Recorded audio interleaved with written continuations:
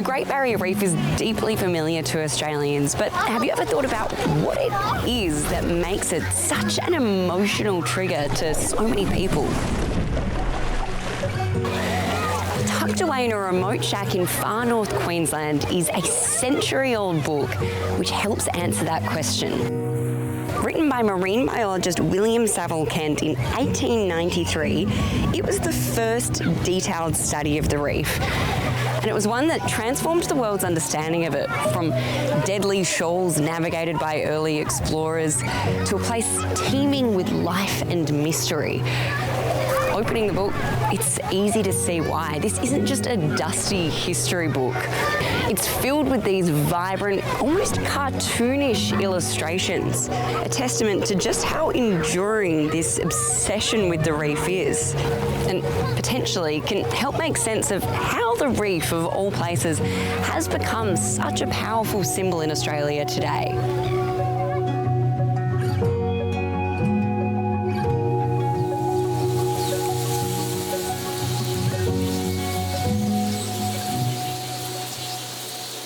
I love the book. I love the fact that he's put so much emotion into the book. The rare first edition book belongs to fisherman Billy Dunn, whose life has been intertwined with the reef for over 50 years. It's a beautiful workplace. I've been very lucky, really. Yeah, I love the reef. I think it's the diversity of the reef that sucks everyone in. It's like nature's wonderland, really. It's one of his last remaining personal possessions after floodwaters in 2023 swallowed his home and nearly took his life. We're in Bloomfield, North Queensland. We've just had a major flood of the book.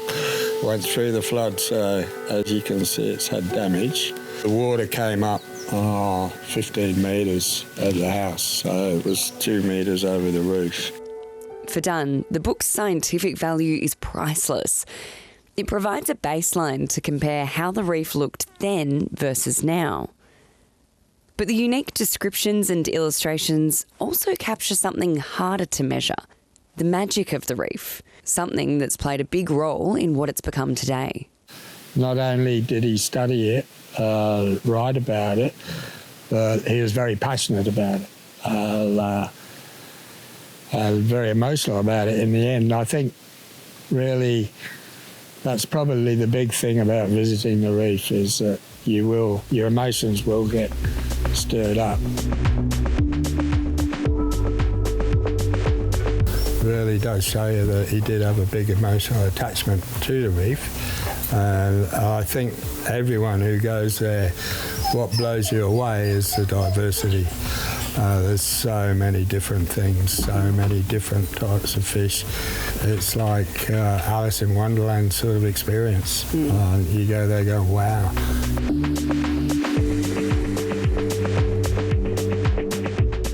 There's one story in the book that always catches Billy's attention. Did you see the bit about the sea monster?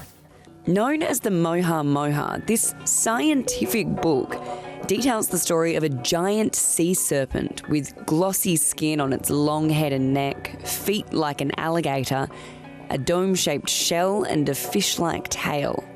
A policeman was riding along the cliffs near Bowen and saw it in the bay and went, oh my God, raced back to the police station. And there was 6 people in the end, mainly police, 4 or 5 police and probably their wives. Took them all back and they all sat there and watched it for a couple of hours. I was totally convinced it was a sea monster. It's not that Billy's seen it himself, or even believes it, but to him, the story captures the mystery of the place. 130 years on, it feels like the observations printed in this book, both the passion and the mystery, can go some way to explaining how the reef has become what it is today. Back when Saville Kent was writing about it, its beauty was relatively unknown to the rest of the world. Now, it's cemented itself as one of the world's natural wonders. It's a cornerstone of our national identity here in Australia. It's a tourism hotspot. And in many cases, it can also be quite an emotional trigger, particularly when it comes to discussions about its future.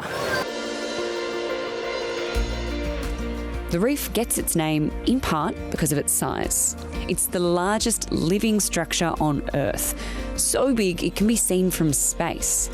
It's a great big bloody reef. The other half of its name comes from what it does, acting as a barrier between the rough open ocean and the coast.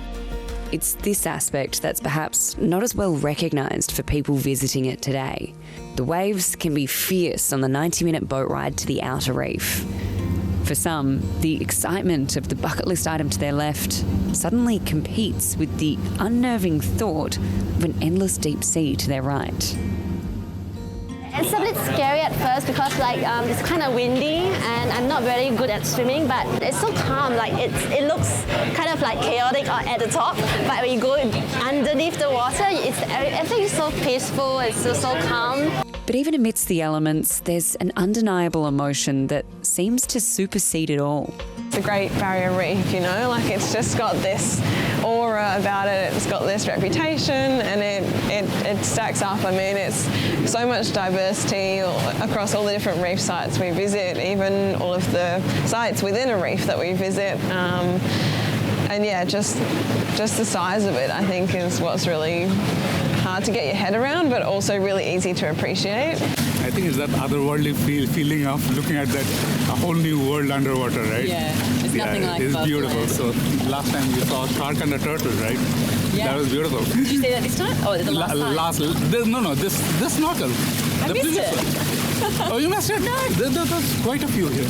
Just no words can describe, magical, as if I feel like I'm a mermaid. I'm a mermaid, living underneath the water, and it's so different. It's nothing like what I've seen before.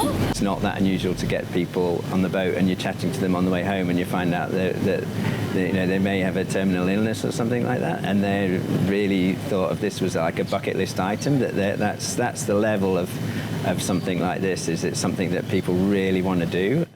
Tour operators Jenny and John Edmondson are familiar with this complex reaction. They also fell under the reef's spell, having both grown up in the UK. It's hard to put into words, but the reef is just something that you fall in love with, and it's the difference, it's the uniqueness of it, and the variety and the diversity. So like Jacques Cousteau, there's just something about being in the water that just captivates people's imagination, and it just really sort of grabs you and holds your attention. Well, you never know what you're going to see on any given day. So, and it's completely wild. It's like, how many places can you go on land where it looks exactly the same as it did hundreds and hundreds of years ago? Today, the reef faces many threats. It has, in some ways, become the face of climate change. There's a lot of coral mortality, and it is devastating. It's like your favourite place, almost like your pets dying. It's just something you're so attached to, and you just see it deteriorating and then dying. It's really devastating. But we are really heartened by the amount of recovery we've had. There's places which we just didn't think would recover after the bleaching we had in 2016-17. It's this deep and lasting emotional reaction that makes discussions about the reef's future so personal to so many. For Billy Dunn, the book is a reminder of this, both a link to the past and a symbol of what's worth fighting for. A book that, like the reef itself, is too important to be lost.